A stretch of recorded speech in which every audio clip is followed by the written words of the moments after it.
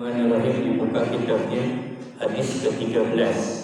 Bismillahirrahmanirrahim. An Abi Hamzah Anas bin Malik radhiyallahu ta'ala anhu, dari Abu Hamzah Anas bin Malik radhiyallahu, semoga Allah ridhoi, anhu, kepada Abu Hamzah atau kepada Anas bin Malik. An Abi Hamzah Anas bin Malik radhiyallahu ta'ala anhu, dari Abu Hamzah Anas bin Malik radhiyallahu ta'ala, semoga Allah ta'ala meridhoi, anhu, kepadanya. Khadimi Rasulillah sallallahu alaihi wasallam, pelayannya Rasulullah sallallahu alaihi wasallam, anin Nabi sallallahu alaihi wasallam qala, dari Nabi sallallahu alaihi wasallam, beliau bersabda, la yu'minu ahadukum hatta yuhibbu li akhihi, seseorang di antara kalian la yu'minu, tidak beriman, la yu'minu, tidak beriman.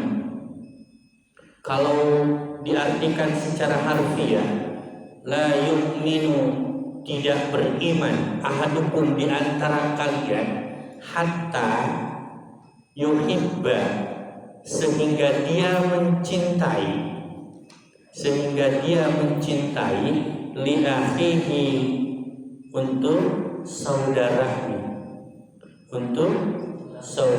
Saya ulangi, la yu'minu, tidak beriman, ahadukum, di antara kalian, hatta yuhibba li akhihi, hingga dia mencintai li akhihi, untuk saudaranya, ma yuhibbu li nafsi, apa yang dia cintai, li nafsi, untuk dirinya. Ma yuhibbu li nafsi, apa yang dia cintai untuk dirinya. Rawahu Muslim, hadis riwayat Muslim. Rawahul Bukhari wa Muslim, hadis riwayat Bukhari dan Muslim. Sudah ya? Ada yang masih tertinggal terjemahnya? Ada yang masih tertinggal? Nggak ada ya? Baik, kita bahas hadis ke-13 dalam kitab Arba'in Nawawi yang kita pegang semuanya ya. Semuanya sudah pegang. An Abi Hamzah Anas bin Malik, dari Abu Hamzah Anas bin Malik. Jadi Abu Hamzah ini seperti biasa, kalau dalam hadis nama kunyah. Nama aslinya adalah Anas bin Malik. Abu Hamzah itu nama kunyahnya Anas bin Malik. Apa sih nama kunyah, masih ingat? Ya, nama ataupun panggilan kepada seseorang yang disandarkan pada anak pertama. Ya, anak pertama. Berarti Anas bin Malik ini punya putra pertama namanya Hamzah, sehingga dipanggil Abu Hamzah. Nanti kalau ada di sini mungkin Najril nikah sama Rianti, misalkan punya anak namanya Gosok, berarti Najril dipanggil nama kunyahnya adalah Abu Gosok. Ini yang dimaksud dengan kunyah. Begitupun dengan Najib nikah dengan Seril, misalkan punya anak yang namanya siapa? Namanya misalkan laki-laki nih, punya anak ya, punya anak laki-laki Seril nih, melahirkan punya anak namanya siapa nih? Jahal. Berarti Abu Jahal, ya. Begitu. Jadi sekali lagi nama kunyah. Nama asli beliau adalah Anas bin Malik. Kita sama-sama tahu dan sering kita jelaskan, mungkin di mana Ustaz sering, orang ketemunya juga seminggu sekali. Jadi Anas bin Malik ini merupakan khadimnya Rasulullah Shallallahu Alaihi Wasallam sekitar 10 tahun membersamai Nabi. Ya, sekitar 10 tahun membersamai Nabi. Jadi Anas bin Malik diserahkan oleh ibundanya tercinta namanya Ummu Sulaim. Ummu Sulaim. Jadi Ummu Sulaim membawa Anas ini menjumpai Nabi di Madinah, lalu kemudian langsung ngomong ke Nabi, ya Rasulullah Shallallahu Alaihi Wasallam, ini putraku. Mulai detik ini, kata Ummu Sulaim kepada Nabi, mulai detik ini, mulai hari ini, silahkan kebutuhanmu apapun itu, dia yang melayani atau dia yang menyiapkan. Namanya khadim Rasulullah Shallallahu Alaihi Wasallam. Yang lantas kemudian alhamdulillah Nabi menerima. Ya, catatan dari Ummu Sulaim sebagai ibundanya ini merupakan bentuk bentuk infak atau sedekah atau bentuk memberikan yang terbaik buat agama. Karena pada saat itu berlomba-lomba memberikan hal-hal yang terbaik buat agama Islam. Ummu Sulaim gak punya apa-apa, hanya punya putra satu-satunya dikasih ke Nabi untuk membantu Nabi menyiapkan apapun kebutuhan Nabi selama Anas ini dititipkan kurang lebih 10 tahun. Namun kemudian tidak lantas meminta imbalan apapun Ummu Sulaim ini. Namun permintaannya hanya doa. Jadi Anas bin Malik ini didoakan oleh Nabi, ya, atas dasar permintaan ibundanya Ummu Sulaim, ya Nabi, biarkan, doakan saja anakku nanti setelah 10 tahun beres berkhidmat kepada Nabi, satu, mohon dipanjangkan umurnya. Doanya begitu. Minta doa kepada Nabi semoga dipanjangkan umurnya. Umur siapa? Anas bin Malik. Yang kedua, semoga meminta Ummu Sulaim ini, Anas bin Malik ini memiliki keturunan yang banyak. Yang ketiga, diberi rezeki yang lapang, juga berkah. Jadi doanya 3. Terbukti gitu loh, Anas bin Malik ini sahabat Nabi yang usianya sampai 103 tahun baru wafat. Berarti panjang umurnya. Kenapa kok panjang? Karena tadi didoakan oleh Nabi, mustajab doa Nabi. Jadi Ummu Sulaim minta Anas bin Malik ini dipanjangkan umurnya. Wasilah doa Nabi, wasilah berkhidmat kepada Nabi. Yang kedua, Ummu Sulaim meminta Anas bin Malik ini agar diberikan keturunan yang banyak. Terbukti 100 lebih keturunannya. Paham ya? Paham gak? Ini karena doa Nabi yang diminta oleh Ummu Sulaim. Yang berikutnya, yang ketiga adalah diberikan rezeki yang lapang. Terbukti gitu loh, dia seorang saudagar, dia seorang dermawan yang sungguh luar biasa rezekinya. Anaknya saja atau kemudian keturunannya saja sampai 100 lebih. Berarti beliau bisa menafkahi sebanyak itu. Ini kan pertanda bahwa rezekinya luar biasa berkah. Jadi Anas bin Malik dititipkan gitu. Kepada siapa? Kepada Nabi untuk berkhidmat.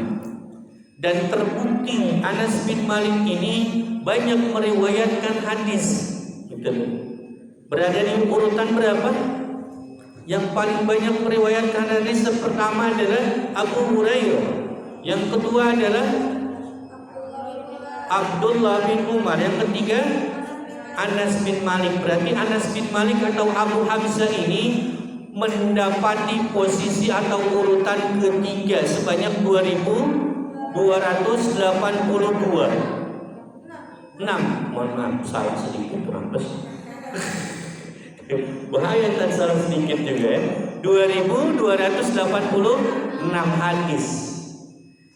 Ya, 10 tahun dari usia dia 10 tahun, usianya 10 tahun, berkhidmat kepada Nabi 10 tahun, berarti 20 tahun usianya pada saat itu gitu loh. Ya. Berarti selama 10 tahun beliau mendengar sabda Nabi sekitar 2286 dihafalkan. Ya, sekarang kita nih ya, kita gitu ya, sudah ada mushafnya.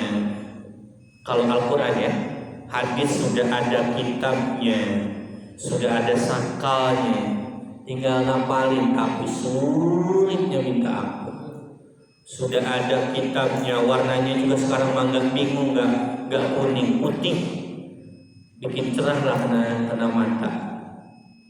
Ada pulpen juga, kalau kemudian menerjemahkan tinggal nulis, tapi begitu susah ngapalin. Ya, coba dulu 2286 hadis selama 10 tahun, luar biasa pencapaiannya gitu.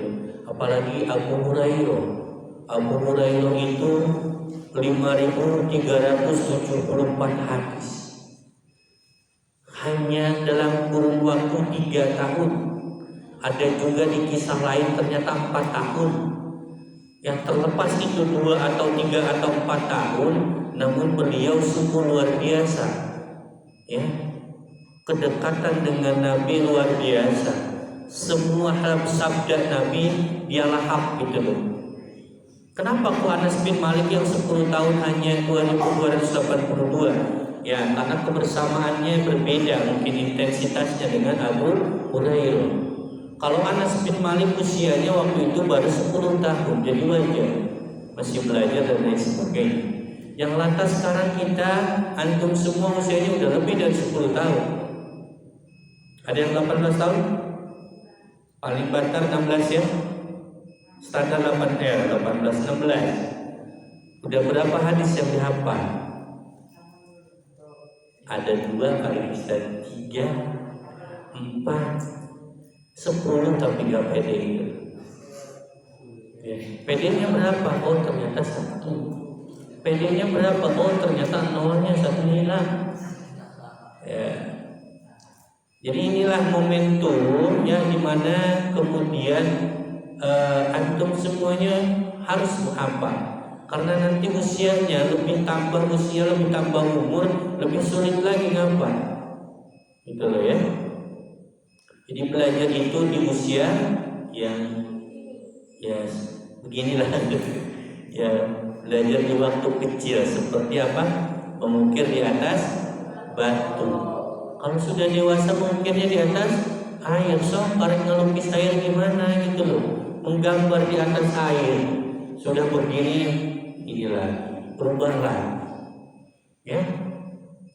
Jadi Anas bin Malik ini sahabat Nabi yang tentunya juga menjadi khadimnya Rasulullah SAW selama 10 tahun, terbukti gitu loh. Dan Anas bin Malik ini putra daripada Ummu Sulaim. Ummu Sulaim itu siapa sih? Sahabiah yang tentunya kesabarannya luar biasa, kesabarannya sungguh agung. Beliau juga berwibawa. Jadi Ummu Sulaim ini, kenapa saya bilang kesabarannya luar biasa? Ada satu kisah yang mana putranya, ya jadi Ummu Sulaim itu bercerai dengan Malik. Bapaknya siapa? Bapaknya Anas. Hingga wafat gitu ya, menikah lagi, kemudian punya anak kecil. Pada saat itu keadaannya sedang sakit, ditinggalkan oleh ayah sambungnya Anas bin Malik ini. Kemudian balik lagi, ayahnya ini ternyata putranya yang tadinya demam akhirnya diwafatkan atau meninggal.